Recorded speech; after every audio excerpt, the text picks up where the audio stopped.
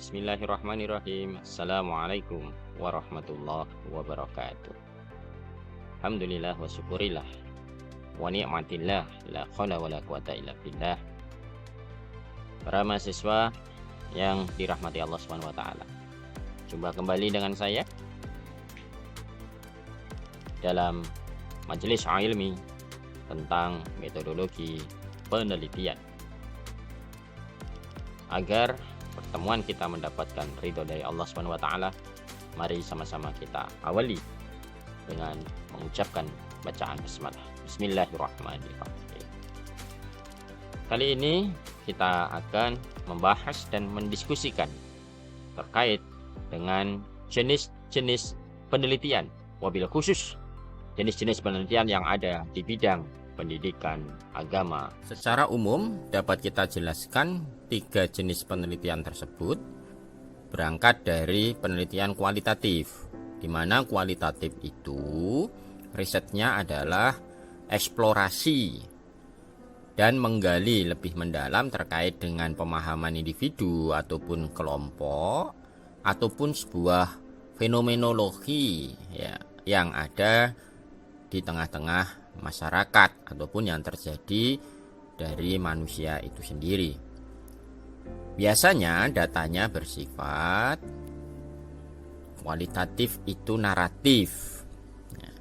Sedangkan yang riset kuantitatif ini sebuah metodologi penelitian yang landasannya adalah positivistik atau memiliki data yang lebih konkret dalam artian menggunakan numerik atau angka-angka, sehingga di dalam proses analisisnya biasanya menggunakan alat bantu statistik. Nah nanti lebih kepada pembuktian. Sedangkan yang kualitatif tadi itu secara umum itu sebenarnya melakukan proses inquiry problematika yang muncul di dalam fenomena yang ada di masyarakat. Terakhir itu adalah penelitian campuran atau biasa disebut dengan mixed method research, di mana dalam penelitian campuran ini merupakan kombinasi antara metodologi penelitian kualitatif dengan metodologi penelitian kuantitatif. Penelitian jenis campuran ini biasanya ada pada penelitian-penelitian yang sifatnya pengembangan, evaluasi, bahkan juga bisa tindakan. Satu-satu kita akan bahas dari 3 jenis tersebut. Yang pertama, diawali dari penelitian kualitatif. Penelitian kualitatif secara konsep teoritis yang kita ambilkan dari pendapat Craig and Miller, juga dikutip oleh Sugiono, itu didefinisikan sebagai satu tradisi tertentu dalam ilmu pengetahuan sosial yang secara fundamental bergantung kepada pengamatan manusia.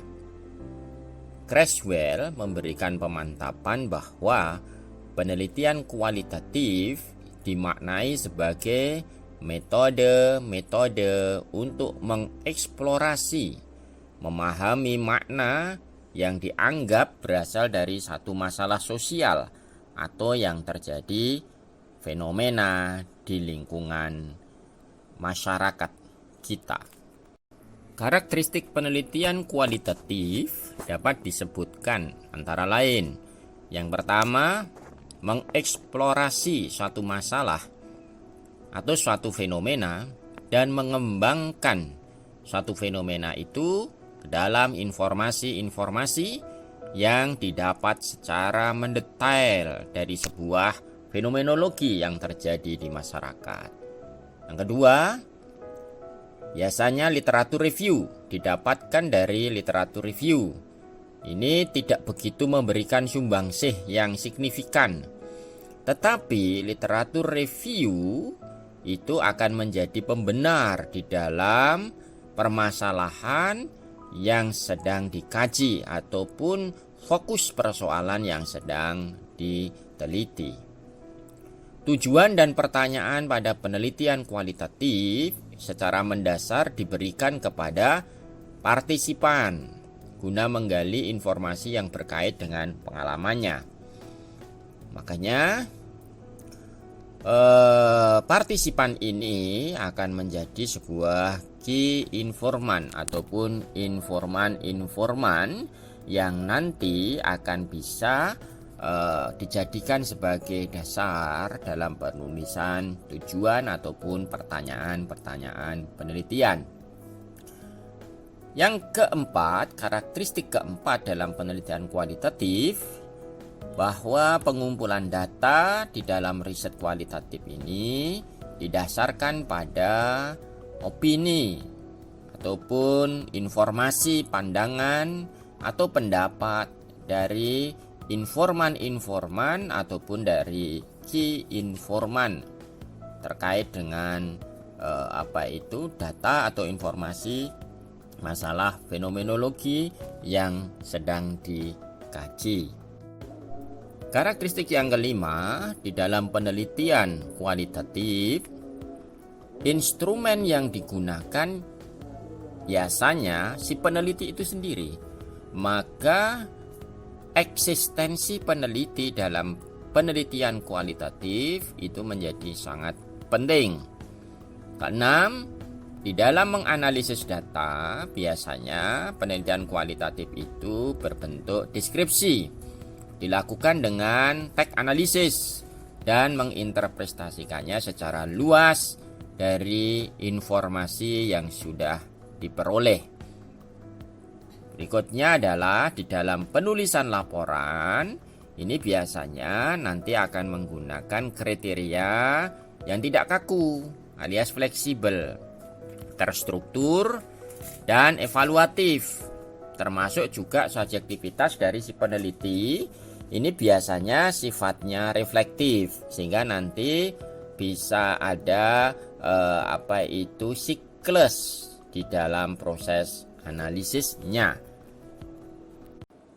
Hal yang lain terkait dengan riset kualitatif ini biasanya dipilih ketika satu, persoalan itu atau masalahnya itu belum jelas karena muncul sebuah fenomena. Kemudian juga yang kedua, biasanya ini dipilih untuk memilih riset ini, calon peneliti itu ingin memahami lebih mendalam ataupun rasa penasaran dia itu mendorong untuk bisa memahami lebih mendalam atas fenomena yang dia ketahui. Kemudian yang ketiga, biasanya peneliti itu punya hasrat yang tinggi untuk bisa memahami interaksi sosial yang terjadi di tengah masyarakat yang sangat kompleks. Kemudian juga ingin melihat, memahami perasaan dari orang-orang. Biasanya juga ya, riset ini dipilih, peneliti itu pengen mengembangkan teori. Nah, dia nanti kalau mau mengembangkan teori, menemukan sebuah teori dari sini, maka risetnya adalah kualitatif. Kenapa? Karena nanti dengan adanya fenomenologi itu, ya, informasi-informasi yang dia dapat akan dikonstruksikan. Ya, dikonstruksikan menjadi sebuah fakta-fakta yang kemudian dia bisa susun secara sistemik, sehingga akan bisa menghasilkan sebuah frame teori atau punya konstruksi teorinya. Kemudian juga penelitian ini dipilih itu biasanya juga ingin lebih memastikan, tapi bukan membuktikan ya, memastikan apakah benar fenomena yang muncul itu. Jadi beda nanti kalau yang kuantitatif itu pembuktian gitu ya. Kemudian itu juga yang terakhir, biasanya calon peneliti itu ingin meneliti dengan jenis kualitatif ini karena terkait dengan sejarah perkembangan. Dia pengen mengikuti progresnya sampai dengan dia menghasilkan sebuah kesimpulan. Berdasarkan uraian di atas, maka penelitian kualitatif itu memiliki tujuan, yaitu mendeskripsikan lebih dalam dan lebih jelas tentang suatu fenomenologi atau suatu peristiwa atau suatu kasus yang terjadi di tengah-tengah masyarakat berdasarkan informasi-informasi atau fakta-fakta ilmiah yang ditemukan melalui teknik pengumpulan data yang bisa dipertanggungjawabkan secara ilmiah. Terkadang ada juga suara miring, ya, khususnya bagi yang tidak suka dengan jenis penelitian kualitatif. Riset ini sering dikatakan subjektif. Kenapa? Betul, karena instrumennya itu ya si peneliti itu sendiri, sehingga sudut pandang si peneliti itu memang sangat diandalkan. Maka kapabilitas seorang peneliti kualitatif itu betul-betul diharapkan harus orang-orang yang memang punya kemampuan untuk riset ke sana. Ya. Kenapa? Karena data-data yang dikumpulkan itu secara verbal biasanya itu diperkaya dan diperdalam dengan hasil-hasil observasi. Kemudian dia mendengarkan, yaitu merekam, melakukan semacam interpretasi atau pemaknaan. Dan semuanya itu nanti akan ditabulasikan, terus kemudian nanti akan dianalisis secara lebih mendalam. Dalam penelitian kualitatif, teknik pengumpulan data biasanya menggunakan interview, observasi, terkadang juga pakai alat bantunya kuesioner, ya, dokumentasi.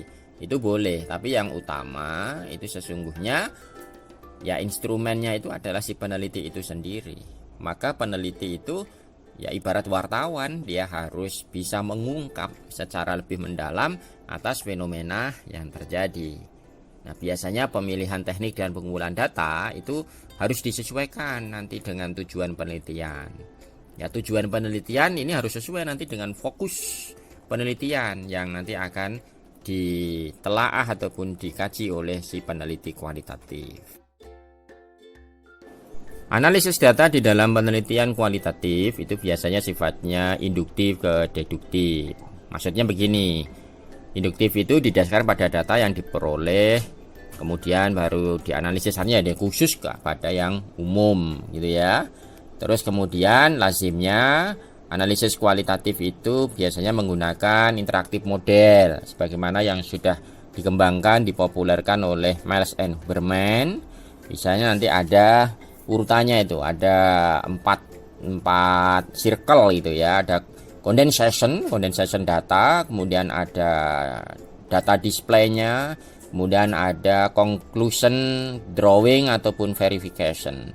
Nah, itu kalau dibuat alur itu nanti akan berangkat dari saat si peneliti memiliki data collectionnya atau pengumpulan datanya sudah dapat, kemudian dia akan melakukan display data. Display data itu kemudian bisa diberikan kondensasi data, kemudian dilakukan verifikasi, dan itu saling berkaitan satu dengan yang lain, membentuk satu siklus atau satu alur diagram yang saling mengisi satu dengan yang lain. Nah, itu kalau dibuat alur itu nanti akan berangkat dari saat si peneliti memiliki data collectionnya atau pengumpulan datanya sudah dapat, kemudian dia akan melakukan display data. Display data itu kemudian bisa diberikan kondensasi data, kemudian dilakukan verifikasi, dan itu saling berkaitan satu dengan yang lain, membentuk satu siklus atau satu alur diagram yang saling mengisi satu dengan yang lain. Selanjutnya kita akan bahas terkait dengan penelitian kuantitatif. Agak berbeda dengan penelitian kualitatif. Kalau penelitian kuantitatif sebenarnya jauh lebih simpel. Kenapa?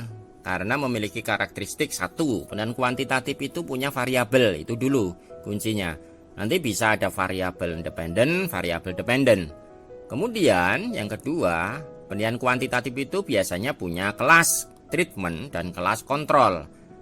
Ya, artinya untuk membedakan mana variabel yang disebut variabel independen, mana yang disebut variabel dependen, mana yang dilukai istilahnya, mana yang melukai. Nah, artinya memang ada treatment dan kontrol. Kemudian juga karakteristik ketiga, biasanya rumusan penelitian kuantitatif itu sifatnya spesifik dan langsung kepada fokus akar masalahnya. Juga karakteristik yang keempat itu penelitian kuantitatif memiliki hipotesis. Artinya hipotesis ini nanti yang akan dicari melalui literasi setelah si peneliti menyusun landasan teori. Maka itu hipotesis itu jawaban sementara yang nanti bisa diperoleh jawaban itu melalui konstruksi teorinya. Yang kelima, di dalam penelitian kuantitatif itu biasanya dikenal ada istilah populasi dan sampel. Karena berbicara populasi dan sampel, maka dalam penelitian kuantitatif itu juga dikenal dengan teknik sampling. Ya, ada istilah-istilah itu. Ya, ada istilah teknik sampling, populasi dan sampel, dan teknik sampling. Bahkan di dalam pengumpulan datanya itu kecenderungannya menggunakan alat atau yang disebut dengan instrumen pengumpulan data. Kenapa? Karena data kuantitatif biasanya cenderung data numerik ataupun angka, sehingga instrumen pengumpulan data itu harus relevan, ya, dengan apa? Dengan variabel penelitiannya. Artinya ada relevansi antara instrumen pengumpulan data dengan variabel penelitian yang sudah dirumuskan. Kemudian seri yang berikutnya di dalam penelitian kuantitatif itu biasanya ada uji pasti, karena instrumen itu dibuat dia harus melalui tahapan uji instrumen, ya minimal uji validitas dan reliabilitas. Dan setelah nanti dapatkan data-data hasilnya ya baru dianalisis. Pasti kalau dalam penelitian kuantitatif analisisnya mesti statistik, ya, soal nanti menggunakan rumus ataupun juga alat bantu yang berbasis computerized seperti program SPSS, program Liserel, ataupun program-program yang lain yang sebagai untuk membantu kemudahan di dalam menganalisis data yang diperoleh. Penelitian kuantitatif itu biasanya memiliki tujuan membuktikan kebenaran. Sekali lagi bedanya tadi dengan yang kualitatif. Kalau di kuantitatif itu membuktikan kebenaran dari jawaban atas pertanyaan yang sudah dirumuskan. Biasanya ada di bab 1. Maka pembuktiannya nanti ada di bab 4. Ya, alatnya nanti bisa dijelaskan di dalam bab 3. Nilai plus di dalam memilih jenis penelitian kuantitatif itu biasanya datanya itu lebih akurat, lebih bisa dipertanggungjawabkan lah begitu. Kemudian juga lebih bisa dipercaya datanya karena sifatnya numerik tadi. Kemudian juga koleksi datanya itu bisa diperoleh secara cepat tergantung instrumen yang dia gunakan. Kemudian yang ketiga, scope, ya, cakupan dalam analisis data itu bisa lebih luas. Bisa melihat berbagai macam rumusan masalah, ya, dalam satu kali analisis di sana. Kemudian juga yang terakhir, keuntungannya itu meminimalkan bias data. Itu sangat dimungkinkan ataupun sangat bisa di dalam penelitian kuantitatif yang nanti di akhir kuliah ini kita akan lihat bedanya dengan yang kualitatif. Biasanya jenis penelitian kuantitatif itu ada yang deskripsi, ada yang komparasi, ada yang korelasional, ya, ada juga yang regresi mungkin. Kemudian juga ada yang eksperimen atau dalam dunia pendidikan sering disebut dengan istilah kuasi eksperimen. Nah, selanjutnya saudara bisa membaca di buku ajar saya ataupun juga yang kita tayangkan di layar, ya. Perbedaan antara kuantitatif dan kualitatif ditinjau dari beberapa tahap atau dari beberapa aspek, ya. Beberapa aspek yang ada di dalam penyusunan jenis penelitian baik yang kuanti ataupun yang kuali. Silahkan untuk telaah dibaca terlebih dahulu di dalam layar di slide.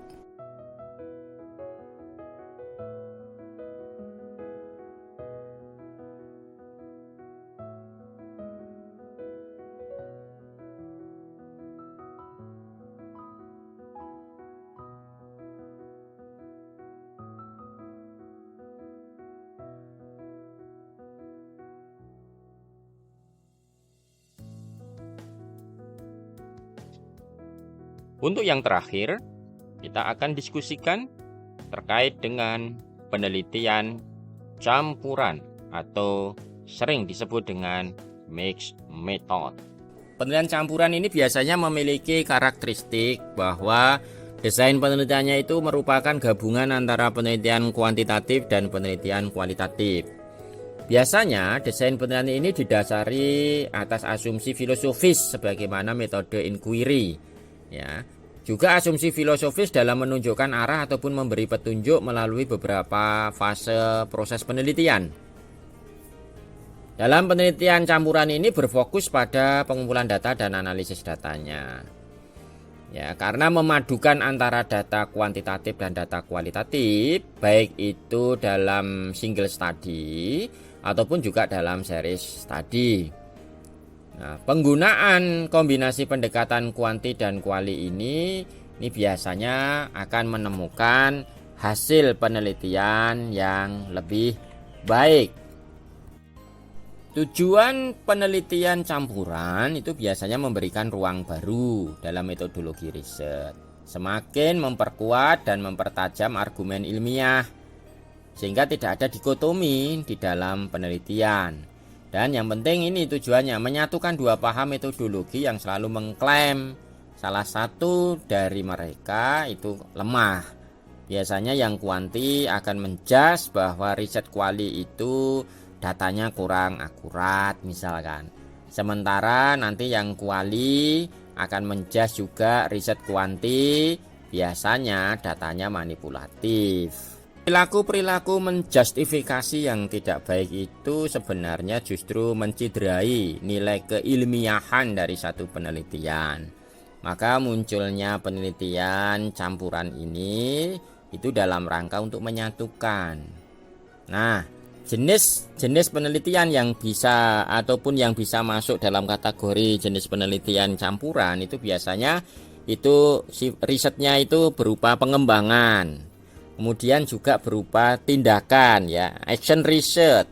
Kemudian juga ada yang masuk di dalam kategorinya evaluation research, penelitian yang evaluasi, banyak sekali. Nanti satu demi satu kita coba untuk telaah bersama-sama, atau bisa juga antum baca di dalam buku ajar yang sudah saya tulis. Demikian yang sudah kita bahas pada hari ini terkait tentang jenis penelitian di bidang pendidikan agama Islam. Mudah-mudahan memberikan manfaat. Saya ada pantun untuk para mahasiswa semua yang akan mengakhiri perkuliahan atau majelis ilmi kita.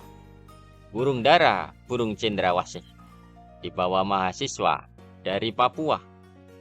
Cukup sekian dan terima kasih. Salam semangat dan sampai jumpa.